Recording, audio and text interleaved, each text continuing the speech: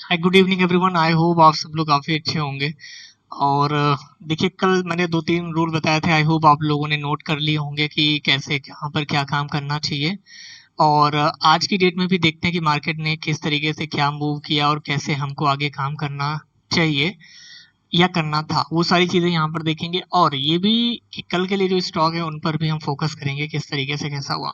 But एक चीज़ ज़रूर बोलना चाहूँगा, जैसे क्या होता है कई बार आप लोग कंफ्यूज हो जाते हैं कि सर लेवल हम निकालते हैं बट लेवल वो कई बार डे टाइम फ्रेम से काफ़ी दूर होता है, तो हम उसको कैसे ट्रेड करेंगे। देखिए, हमारा काम है कि जब प्राइस लेवल तक आएगा, यानी जब कैंडल हमारे लेवल के पास तक बनेगी, तब हम बढ़िया सा कंफर्मेशन देखेंगे जो भी वहां पे क्रिएट होगा। मान लो हमारे प्राइस तक, हमारे लेवल तक प्राइस आया, अब वहां पर वो, जैसे ये हमारा सपोर्ट लेवल है, प्राइस यहाँ पर है, तो हमें कुछ नहीं करना। हम वेट करेंगे कि जब ये प्राइस हमारे लेवल तक आएगा। अब हमारे लेवल तक आ गया, अब यहाँ पर हम वेट करेंगे कोई कैंडल मिल जाए, डाइवर्जेंस, ब्रेकआउट, ब्रेकडाउन, कुछ भी मिल जाए ऐसा जो हमें कंफर्म कर दे कि यहाँ से आप बाय या सेल कर सकते हो। और जब मिल जाएगा तब हम यहाँ से बाय या सेल कर लेंगे। ठीक है, तो अगर प्राइस दूर है, मतलब लेवल दूर है प्राइस से, तो आप वेट करिए कि प्राइस आपके लेवल तक आए और तब आपको ट्रेड दे। बस इतना सा हमको काम करना। कंफर्मेशन कोई जरूरी नहीं कि हर बार प्राइस ओपन होगा और तुरंत डे टाइम फ्रेम में आ जाएगा, तुरंत आपके सामने ही मिल जाएगा, ऐसा कोई जरूरी नहीं है। ठीक है, तो चलिए अब देखते हैं। देखो, यहाँ से थोड़ा सा कहानी चेंज हो रही है लास्ट 3 डेज से धीरे धीरे। तो आई थिंक ये 3640 हम लोग तोड़ते हुए देखेंगे इसी वीक में, आई थिंक, जैसा मुझे दिख रहा है अभी के लिए। बट बाकी तो कहानी मार्केट जो करेगा उसी को हम देखेंगे। अब ये हमारा सपोर्ट था जिसमें आज के यानी कल के हाई के ऊपर 545 के ऊपर में हमारी बाइंग थी कि हम बाय कर सकते थे अकॉर्डिंग टू कंफर्मेशन। तो 545 की अगर मैं बात करूं तो ये यहाँ पर आ रहा है, ये इसका हाई टूटा, यानी यहाँ से हमारी बाइंग हो सकती है। अब एक कुछ दिन पहले हमने एक आपको कंफर्मेशन सिखाई थी, याद होगा, एक सेटअप बताया था कि मार्केट, मान लो ये सपोर्ट लेवल है और मार्केट यहाँ ओपन हो गया, तो रिट्रेस करके यहाँ तक आता है, फिर हमको कोई यहाँ पर कंफर्मेशन मिलती है तो यहाँ से हम बाय कर सकते हैं। फर्स्ट टारगेट हमारा ये हम रखेंगे। ये कुछ दिन पहले ही मैंने आपको सेटअप सिखाया था। देखो, आज यहाँ पर यही बनाई, ये पहली कैंडल है, ये पहली कैंडल ये है। इसका ये रिट्रेस किया ऑलमोस्ट ऑलमोस्ट, देखो हमारे लेवल तक है, क्योंकि निफ्टी है तो 10-15 रुपए का मैटर इसमें करता नहीं। और ये इन्वर्टेड हैमर, हालांकि यहाँ पे हम बाय करेंगे इसके ऊपर, और ये दो कैंडल बना करके ये साइड बार बन रहा है, हम बाय करेंगे यहाँ पर। तो टारगेट हम यहाँ का नहीं रख सकते क्योंकि इतना छोटा टारगेट तो हम नहीं नहीं ही रखेंगे। ठीक है, बट क्योंकि यहाँ से रिवर्सल कर रहे हैं, कल के हाई के ऊपर भी है, साइड बार भी बना दिया, तो एंट्री तो हमारी बनती है, और कल के हाई के ऊपर भी है। तो हम बाय करेंगे, स्टॉप लॉस डालेंगे इसके लो का। एक्चुअली हम डालेंगे यहाँ पर लेवल का इसलिए डालेंगे क्योंकि फ्लक्चुएशन थोड़ा दिख रहा था, क्योंकि इतना अचानक गिरा फिर अचानक ऊपर जा रहा है ना। तो यहाँ से हमारी बाइंग एंट्री होगी, स्टॉप लॉस ये रखें। अब यहाँ पर देखना ये है कि क्या स्टॉप लॉस थोड़ा बड़ा है या कैसा है। अब और ये भी है कि डे टाइम फ्रेम में आगे हमारे पास रेजिस्टेंस भी है, तो कोई जरूरी नहीं कि ये वाला ट्रेड बहुत जल्दी एक बहुत अच्छा ट्रेड बन भी जाए। तो हमको ये सब चीजें देखनी होगी। तो हमारा स्टॉप लॉस कितना पड़ रहा है, तो हमने देखा कि भैया ऐसा है, हमारा जो स्टॉप लॉस पड़ रहा है वो पड़ रहा है 28 रुपए का। तो निफ्टी बैंक निफ्टी 25 रुपए तक का तो स्टॉप लॉस हो सकता है, नहीं हम ऑलमोस्ट इसको कंसीडर कर सकते हैं। बाकी रिट्रेस करेगा तो हम स्टॉप लॉस ट्रेल कर लेंगे। तो हमने एंट्री ली, मार्केट ऊपर गया, फिर रिट्रेस कर दिया, अब यहाँ से ऊपर भाग रहा है तो हमने क्या किया, यहाँ से स्टॉप लॉस यहाँ डाल दिया जब ये ऊपर भागने लगा। बट ये इसके ऊपर गया ही नहीं, और फाइनली यहाँ पे जैसे ट्रेलिंग स्टॉप लॉस, याद होगा आपको एक चीज बताई थी कि प्रॉफिट बुकिंग स्ट्रेटजी आप लोगों को बताई थी, 113 वाले देखेंगे जिस दिन बैच शुरू खत्म हुआ था उसके 2-3 दिन बाद में वीडियो में था। और बाकी जो पुराने हैं उनको तो ऑलरेडी कई बार बता ही चुका हूँ कि क्या होता है कि मार्केट उससे बड़ा रिट्रेस किया, बड़ा रिट्रेस किया, बड़ा रिट्रेस किया, बड़ा रिट्रेस किया, तो हमारा स्टॉप लॉस हम ट्रेल करते रहते हैं, और जब ट्रेलिंग स्टॉप लॉस हो जाता है तब हम वहां से एग्जिट मार लेते हैं। ठीक है, तो यहाँ पर अगर मैं बात करूं तो यहाँ हमारा यही हुआ, ये स्टॉप लॉस यहाँ से यहाँ पहुंचा, फिर मार्केट ऊपर गया, रिट्रेस किया, फिर ऊपर निकला ये वाले हाई से ऊपर में, तो ये वाला स्टॉप लॉस हमने यहाँ डाल दिया। फिर मार्केट ऊपर गया, रिट्रेस किया, यहाँ से ऊपर निकल रहा है। अब यहाँ पे देखो, इतने छोटे पे ट्रेल करना, क्योंकि ये इस हाई से कुछ खास ऊपर गया नहीं, इसी हाई पे पड़ा रहा, तो स्टॉप लॉस हमारा यही रहेगा, अभी हम चेंज नहीं करेंगे। और ये तो एक रीजन हो गया कि ये जो टॉप बना था ना वो पिछले टॉप से ऊपर गया नहीं, इसीलिए हमने स्टॉप लॉस ट्रेल नहीं किया। बट मेन चीज जो यहाँ पर है वो समझिएगा, यहाँ से भी रिजेक्शन, यहाँ से भी रिजेक्शन, यहाँ से भी कुछ खास बन नहीं रहा, और कैंडल देखो हर समय दोजी हैंगिंग हैमर ये सब बनाते हुए साइडवेज क्रिएट कर रहे हैं। तो जब साइडवेज होने लगे तो थोड़ा सा सतर्क हो जाना चाहिए। तो स्टॉप लॉस हमारा यहीं पर है, यानी एंट्री से हमारी थोड़ा सा ऊपर, और फिर फाइनली ये गिर गया और ये स्टॉप लॉस हिट हो, यानी ये हमारा यहाँ पे लॉस नहीं हुआ। लॉस क्यों नहीं हुआ है, लॉस इसलिए नहीं हुआ क्योंकि हमारी एंट्री यहाँ पर है और एग्जिट हमारा यहाँ पर है। ये इसके बीच में जो भी 4-5 रुपए की दूरी है, यानी छोटा मोटा जो भी लॉस या प्रॉफिट हुआ हो, जो कि नो लॉस नो प्रॉफिट का गेम में ये एग्जिट हो गया। फिर उसके बाद ये रिट्रेस करता है, यहाँ तक आता है। अब देखो यहाँ पर ये दिख तो इनसाइड बार रहा है, लेकिन परफेक्ट इनसाइड बार नहीं, तो यहाँ पर तो कोई एंट्री अभी के लिए हमारी पड़ी नहीं है। फिर बैंक निफ्टी में आ जाते हैं, तो देखिए बैंक निफ्टी में क्या कहानी है। ये डे टाइम फ्रेम का चार्ट है, ये हमारे रेजिस्टेंस ये सब कुछ इस तक पहुंचा नहीं, तो बैंक निफ्टी में तो कोई गेम नहीं है, यानी इसमें कोई ट्रेड नहीं। अब यही चीज मैं बताता हूँ, देखो ये यहीं पर रह गया, बैंक निफ्टी का लेवल ये है, सपोर्ट ये है, रेजिस्टेंस ये है, तो इनमें पहुंचा नहीं तो कोई ट्रेड ही नहीं, हमने छोड़ दिया इसको।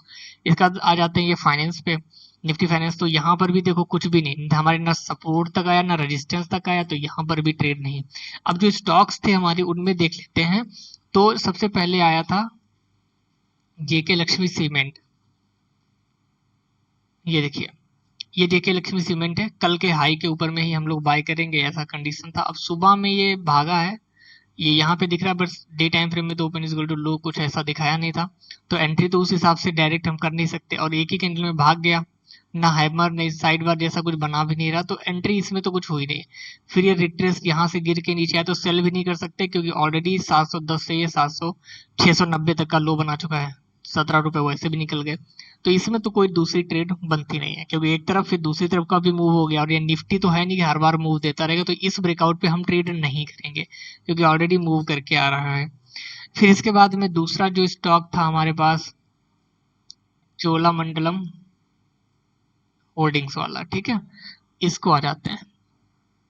ये डे टाइम फ्रेम का लेवल था, बाय करने के लिए इसके ऊपर एंट्री देता कंफर्मेशन के साथ कल के हाई के ऊपर, तो मैं बाय करता, जो कि 1007-8 आ रही है।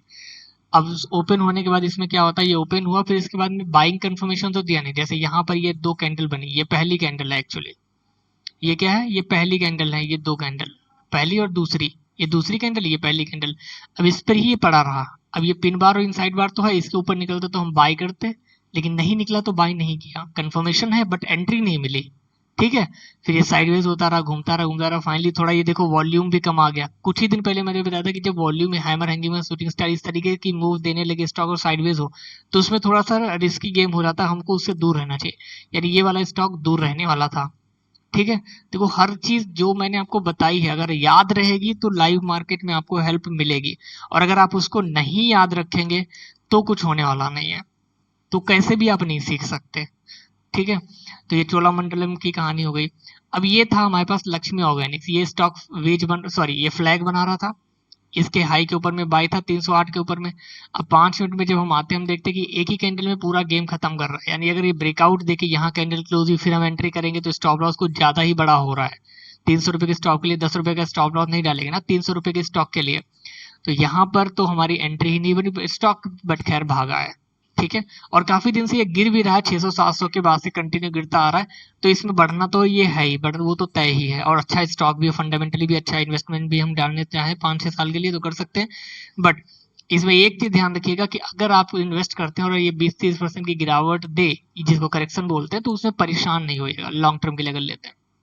फिर ये प्राज इंडस्ट्रीज, ये 514 का लेवल था जिसमें हम बाय करेंगे, तो इसमें क्या हुआ है, ये 514 मैं ड्रॉ कर देता हूँ एक बार,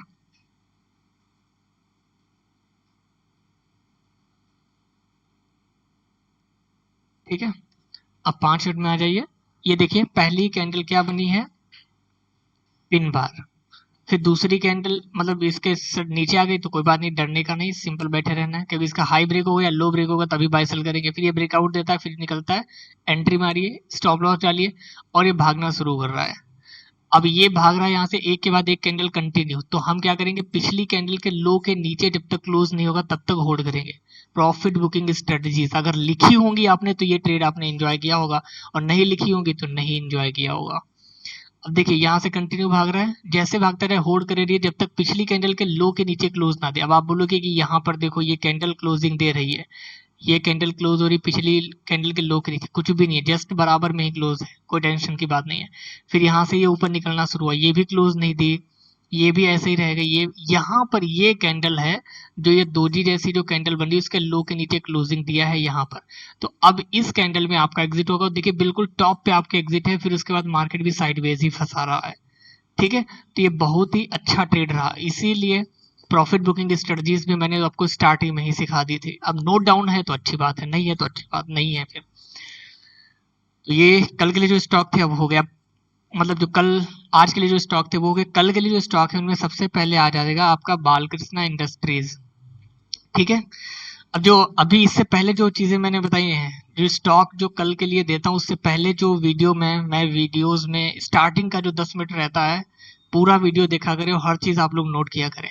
क्योंकि अगर आप नहीं देखेंगे नहीं नोट करेंगे तो कुछ दिन के बाद आप वापस आएंगे और कहेंगे सर मैं कुछ कर नहीं पा रहा हूँ, मेरे से हो नहीं पा रहा, मैं सीख नहीं पाया, ये वो और बहुत कुछ। तो देखो उससे कोई फायदा होने वाला नहीं है। सीखेंगे समझेंगे तभी होगा। इससे पहले जो भी चीजें मैंने सिखाई अभी आज आपके सामने ही प्रूफ है, वो सब चीजें काम आ रही हैं। अब करना ना करना आप पर है। ट्रेडिंग करने से ट्रेडिंग नहीं आएगी, ट्रेडिंग करते हुए सीखने से ट्रेडिंग आएगी। और पैसा सबका लिमिटेड है।